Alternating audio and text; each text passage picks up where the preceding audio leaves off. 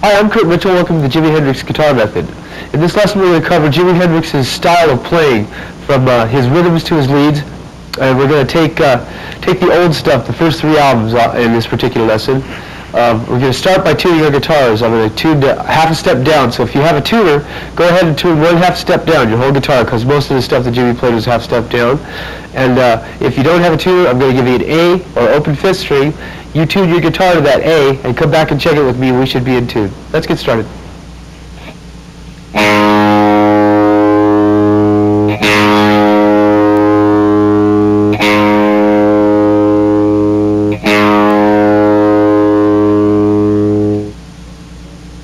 Before we get started with riff number 1, I want to talk about the guitars a little bit that we're going to be using right now. Jimi played Stratocasters almost exclusively. I've seen one picture of him with a Les Paul.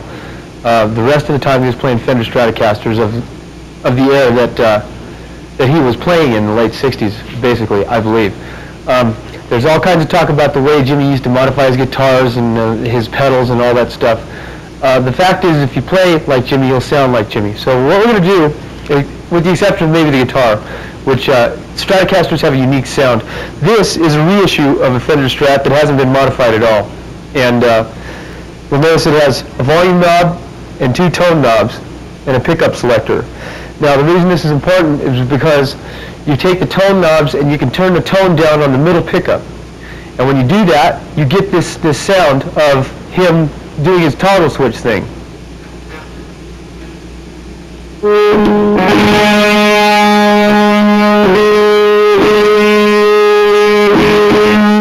Take it and you flick the toggle switch up and down with the tone on the middle one turned down.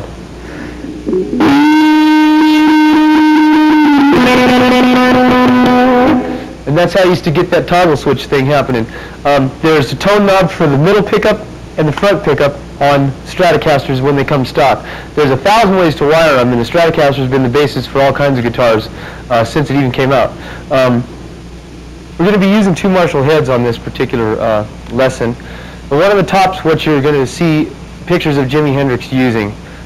It's a 69 plexi, meaning that the gold in the middle there is plastic. It's kind of a collector's thing, but it's a great sounding head. It has that old, warm English sound that nothing else has. Now the one on the bottom is a more recent head, about an 84. It's going to be not a channel switcher, but it's going to have a cleaner sound because I have the top one modified. The bottom head is going to supply our clean sounds and some of our semi-distorted sounds. But the main head we're going to be focusing on is the one on the top. It's a Super Lead 100 watt. I want to talk about the pedals a little bit. I don't have the exact pedals that Jimi was using here. I have facsimiles. He was using Dunlop wah-wah pedals, I believe, and Crybabies. Dunlop makes them now. And he was using a muff fuzz distortion box. I've read in print that he was particularly fond of the muff fuzz, the Crybaby, and his Stratocasters and Marshall amps. And these are the things that he was stuck on all the time. What I'm using is going to be it's an FX17. It's a wah-wah and a volume pedal, depending upon which application you put it to.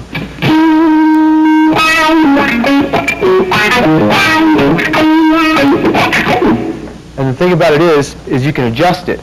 There's 2 screws in the end of it, and you can adjust the sweep and the length and how the pedal works. Then I'm running into a distortion box, which is giving me an extra bit of gain.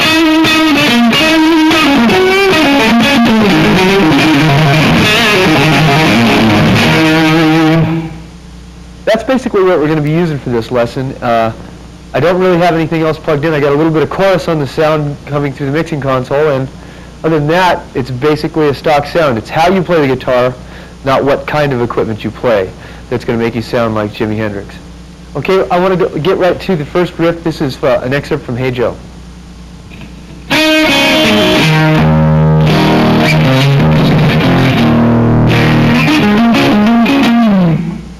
Once again.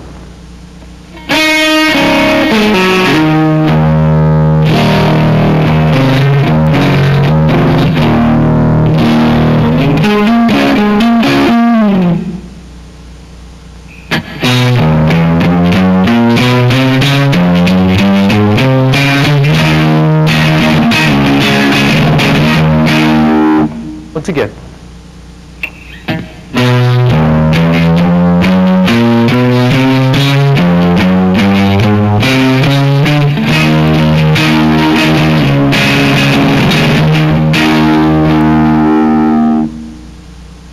Here's riff number 3.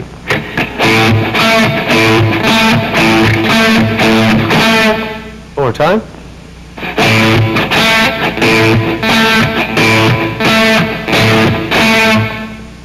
Here's riff number 4. These are both of them excerpts from Purple Haze. Riff number 4.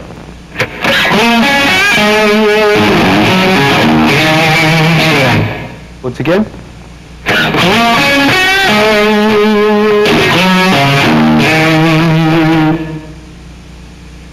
Here's riff number 5.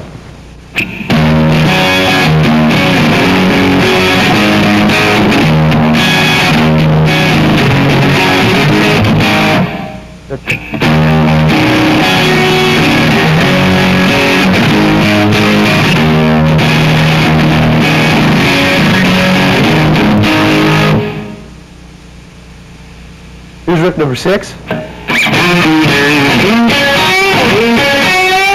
One more time.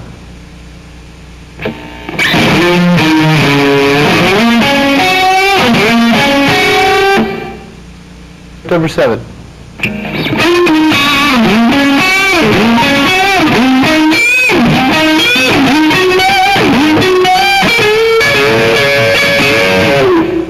Once again.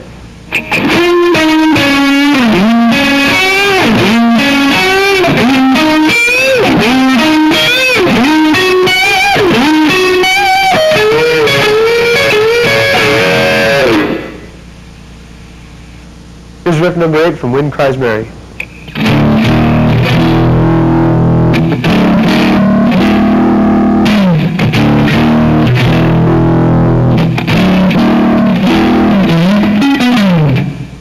Once again.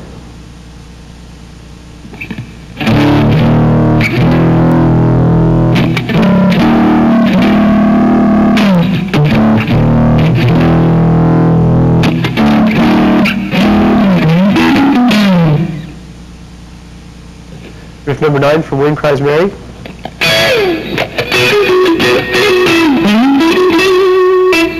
Once again.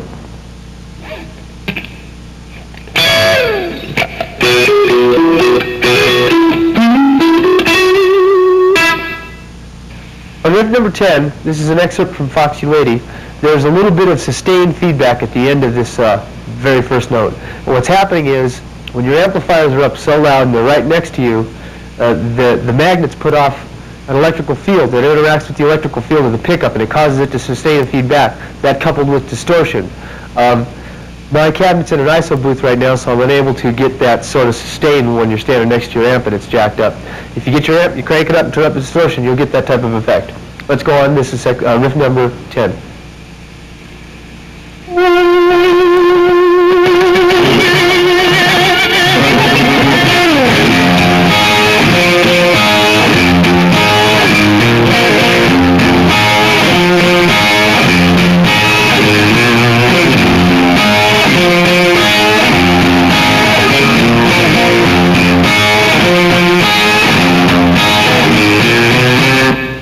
Once again, it's going to start out with a volume fade, slow volume fade. Here it goes.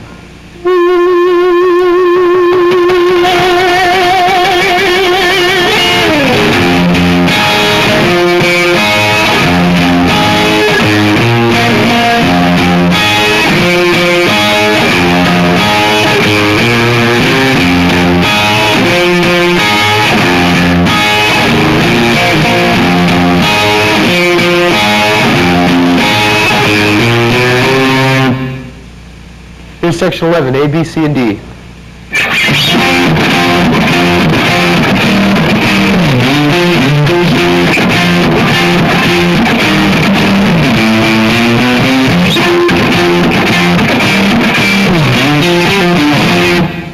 One more time.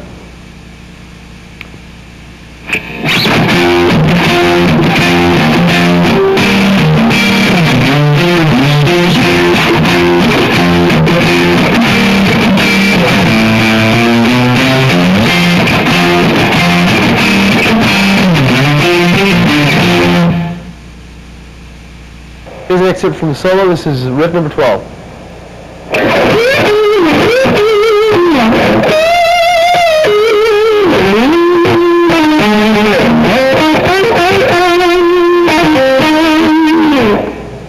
Once more.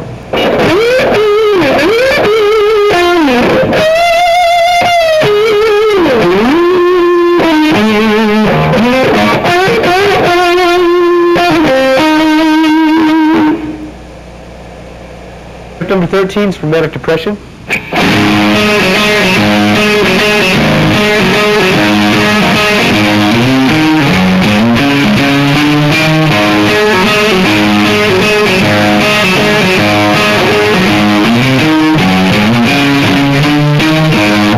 One more time.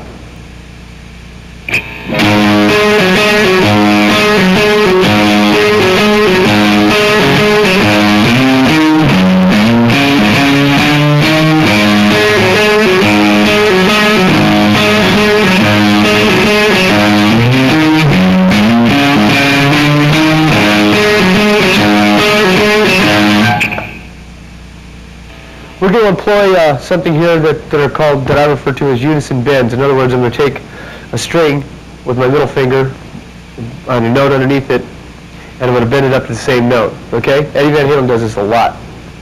Let's do it. This is riff number 14.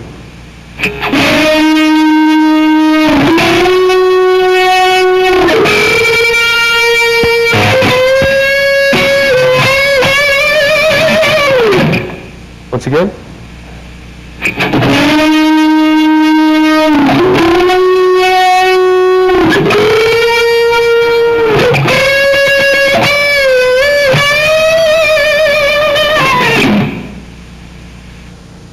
Riff 15 is from Red House. Here it is.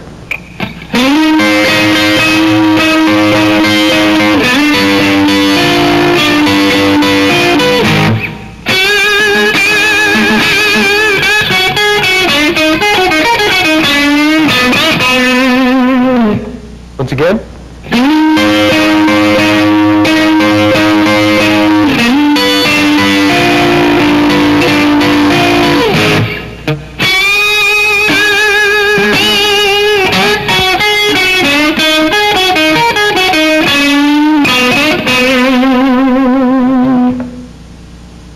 Here's riff 16.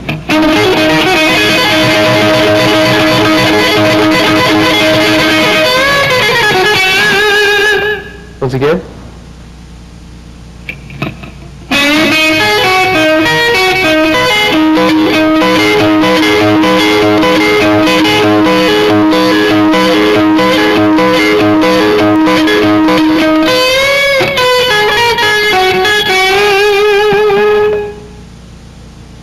Section 17 is going to use our switch. We have the treble turned off on our end pickup, our neck pickup. Here we go.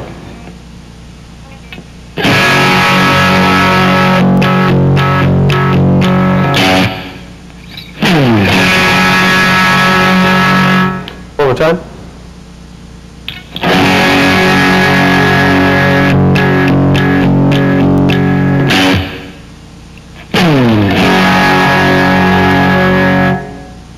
Here's another riff from Love and Confusion. This is number 18.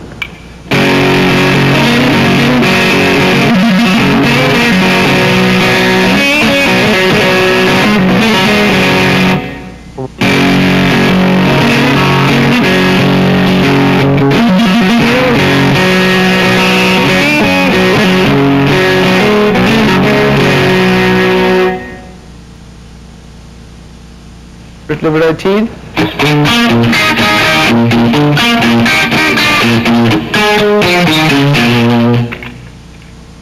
Once again.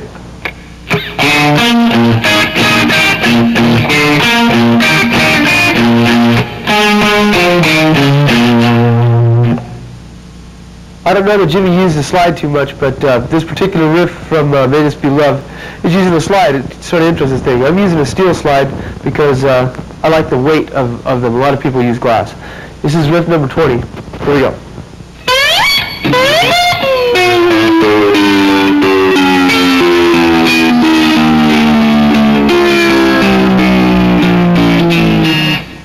One more time. Once again.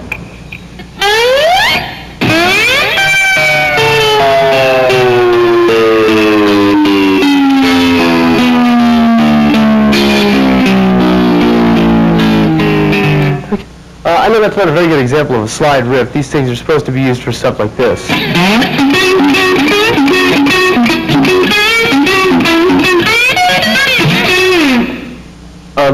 Like I said, the example that you got from that song is not the best slide example that you can get. And these things are kind of fun once you learn how to use them. The steel ones, like I said, I prefer the steel ones. Let's go on right now. Let's go to riff number 21 from Fire.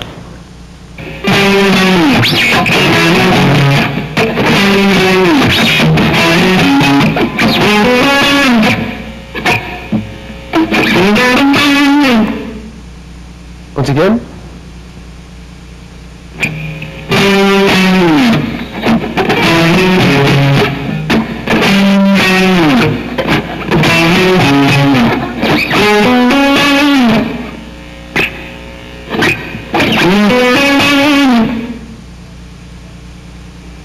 Riff number 22 from Fire.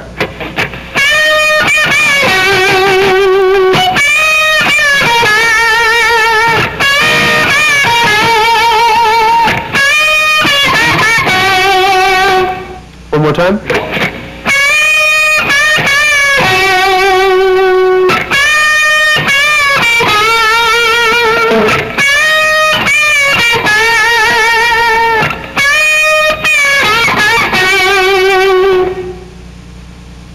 Here's number 23. This is an excerpt from Third Stone from the Sun.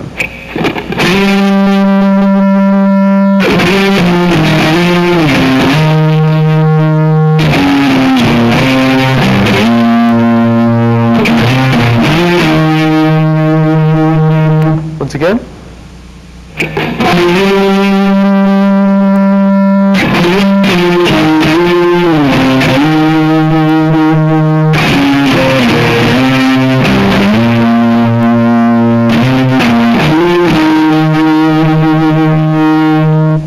In sections number 24 and 25, I'm going to show you this stuff going forward. What Jimmy used to do is they'd record some stuff forwards, and on Audio Experience they did this a lot. They flip the tape over and play it all backwards and then record to that.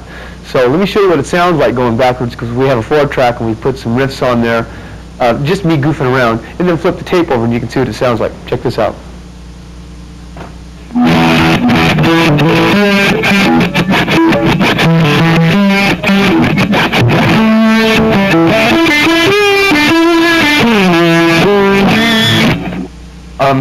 Let's go to section 24 here, riff number 24. The scrapes are going to be forwards because we're, of course, playing forward in time. Jimmy used to experiment with a lot of things. He used to have somebody tweaking his pedals all the time. Someone was always messing with his stuff, and he was always trying for sounds that other people couldn't achieve, coming from his imagination, and he advanced guitar playing quite a ways in doing so. So let's go to number 24. This is part of Audio Experienced.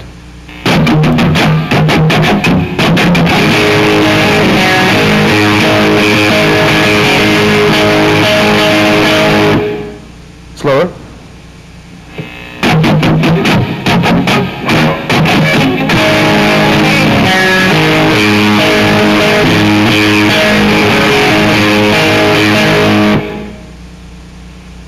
Number 25.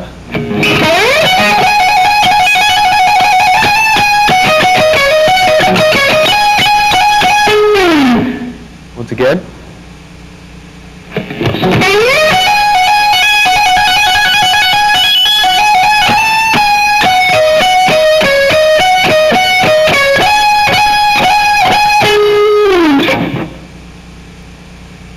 Here's number 26.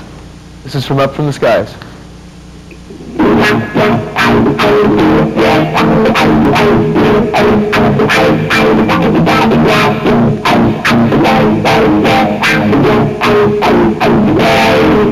One more time.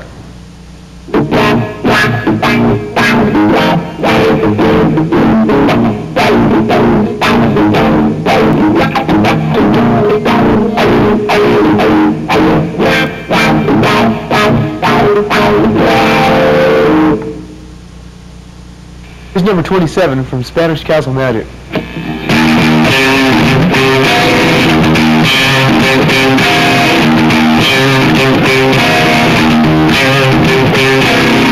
Once again.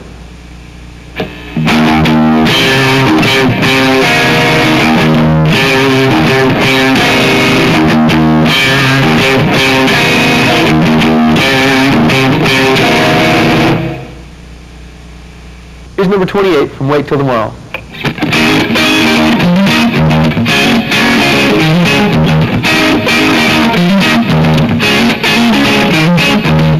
One more time.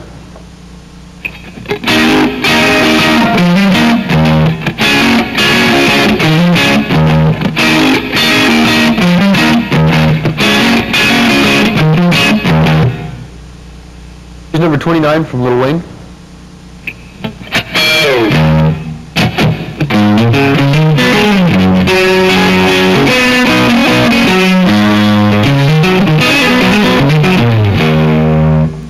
Once again.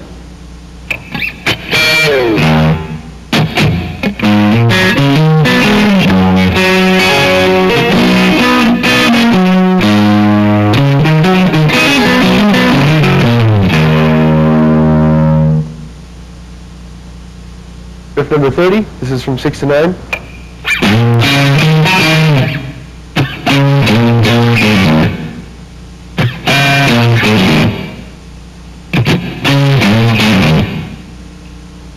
One more time.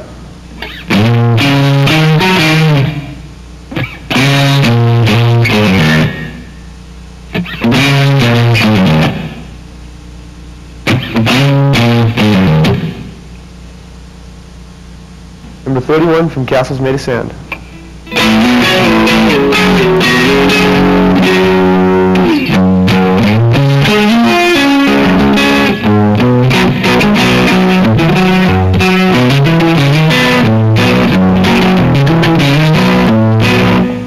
Once again.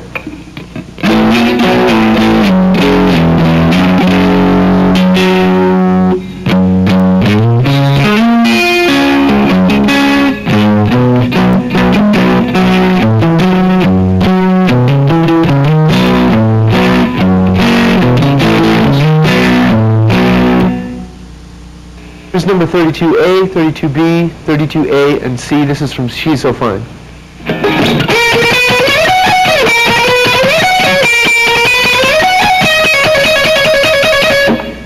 One more time.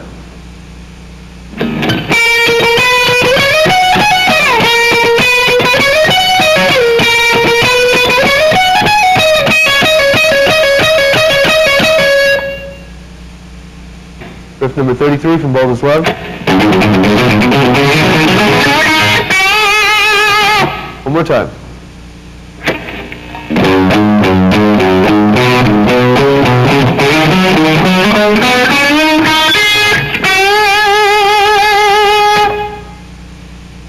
Number 34 from Voodoo Child.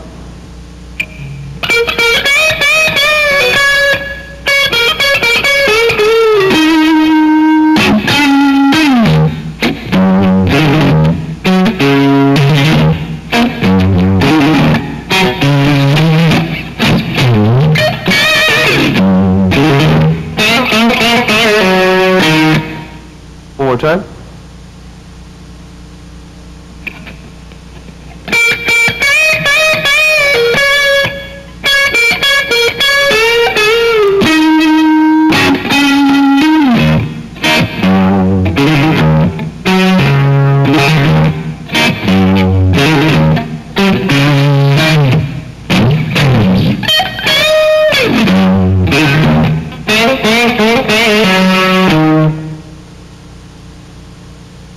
Here's riff number 35 from Voodoo Child's Slight Return.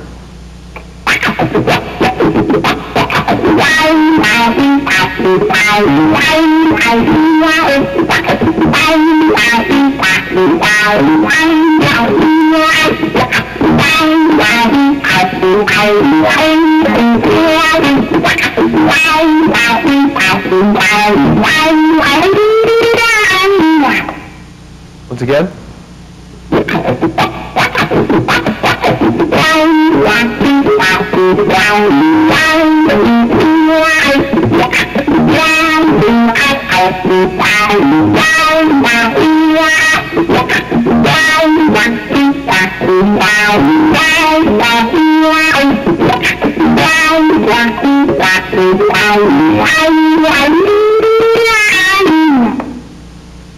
Number 37 is from Voodoo Child Slight Return.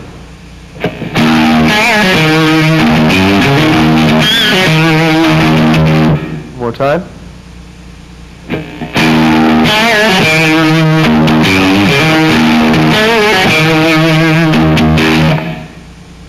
'37, same song.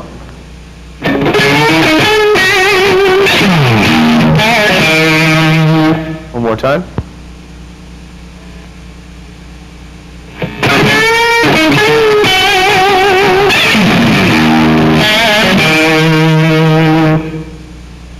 Riff number 38.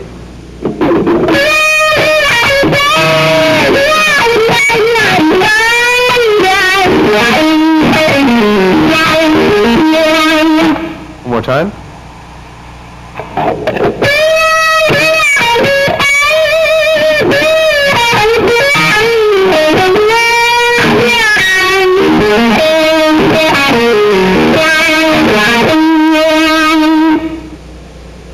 Here's riff number 39 from Little Miss Strange. This is on an acoustic guitar originally. It goes like this.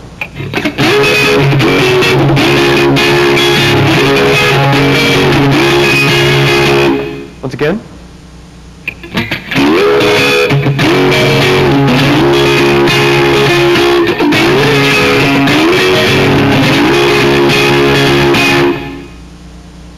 Number 40 from Long Hot Summer. Once again.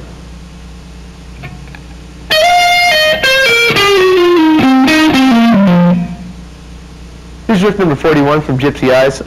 There's some pick slides going on over the top of this which have been overdubbed, and it's almost impossible to play them together. We're going to take the bass riff, okay? This is number 41.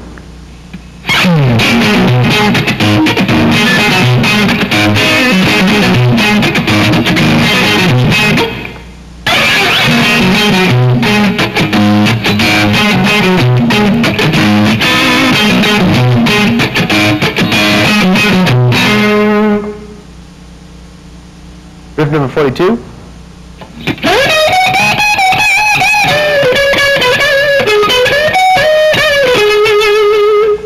One more time.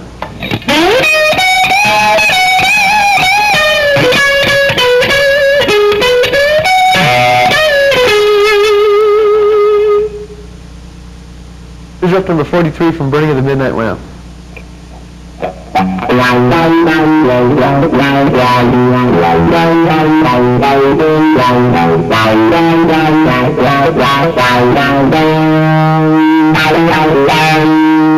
Once again.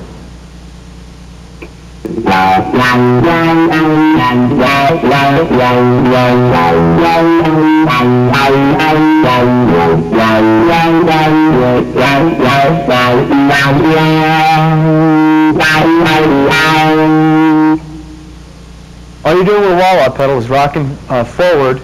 It stays way in the back, actually. So you want only the back part of it, but you rock forward with every quarter note.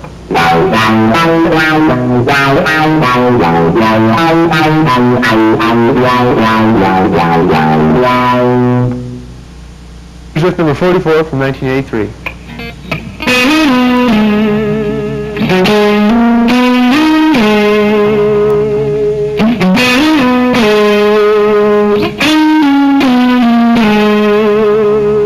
Once again.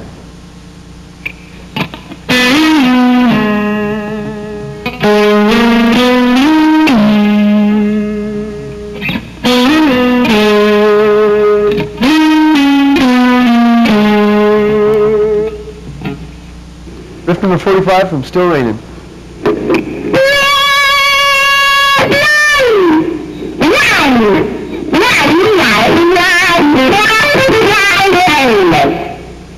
again.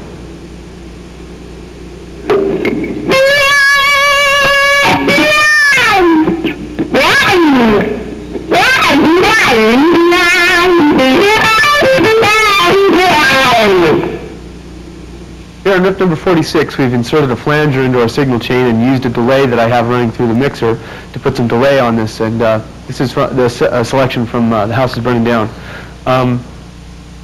It's almost got it. They had a lot of compression on this sound, and it's hard to get that spinny sound. And when you stop playing, the sound beefs up like that. They did a lot of stuff in the mix down too on most of these songs. So let's get to number 46.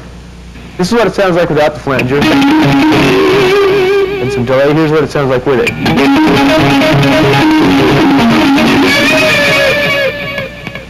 So let's get to the riff.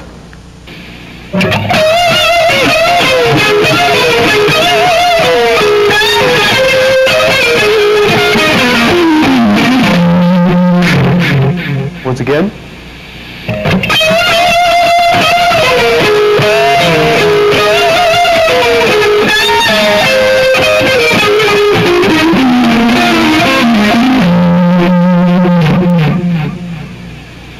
Here's riff number 47 from All Along the Watchtower.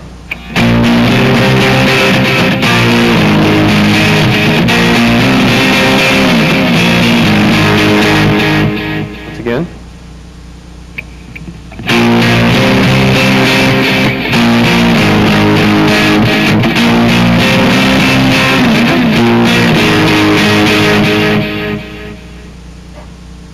Riff number 48.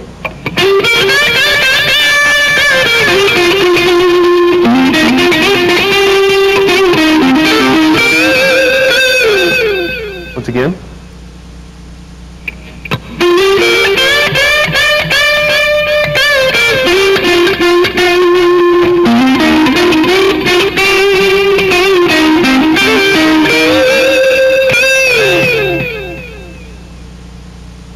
Well, that about wraps up the riffs. What I want to go into now are some of the chord shapes that he used to use a lot and some of the patterns that he used to use to solo in, okay?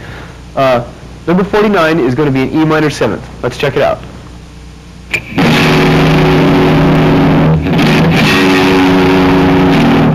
Here's an A minor 7th. It's got the same fingering, only down on the 5th fret.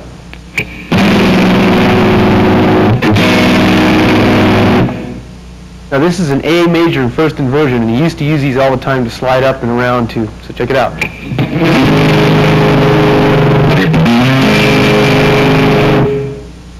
Same thing, only in B.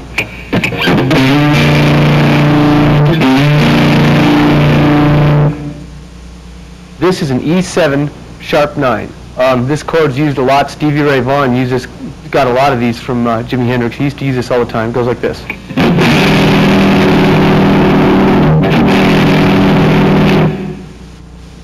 Same chord, only in B.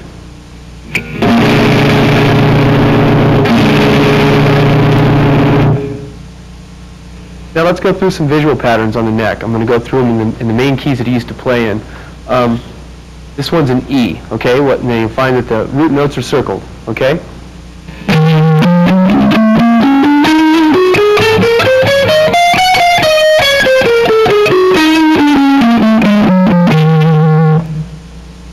Here's another one in E, in what I would call 5th position. That's position number 1, the one we just covered. You'll notice that I'm emphasizing the root notes too. Here we go.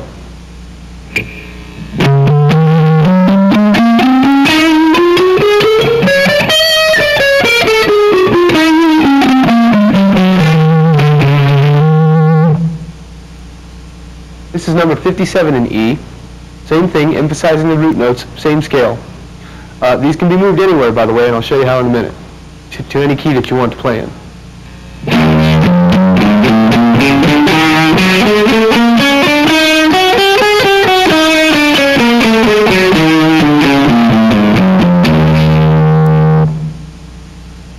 Here's number 58. Number 58 is also in E.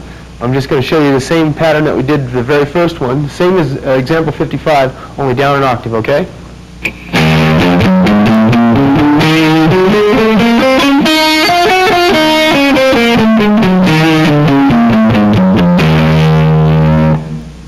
The reason for me to show you that in both positions is because of these open string things.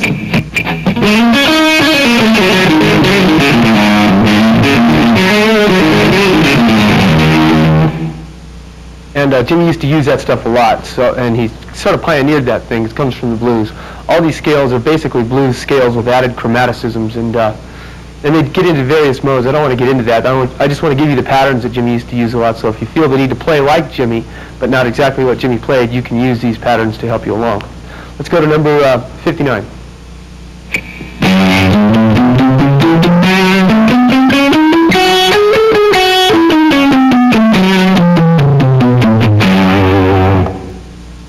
Now that was in G, the same position that I started with, and the same one I just played in E.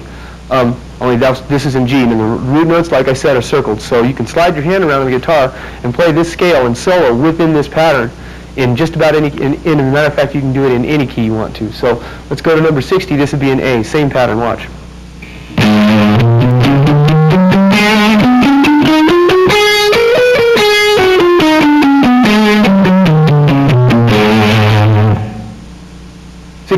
Same pattern in C.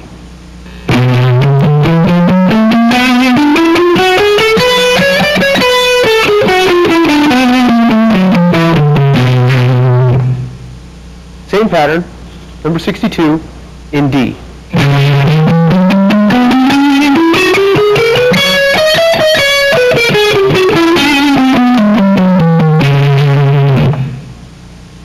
Now, of course, you can play riffs within these patterns, like, well, such as this same key that we were just in. Let's do it in D.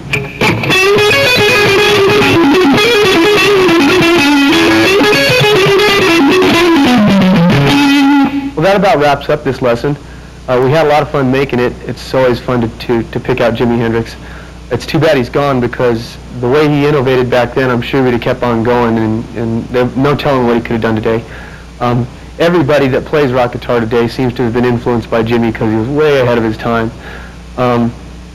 Remember that at the end of the song, there's a song that I've written that is sort of Hendrixy that you can solo over the top of. So you can take all this stuff, put it in a pile, and use it to create your own style with. Okay. So until next time, I'll see you later.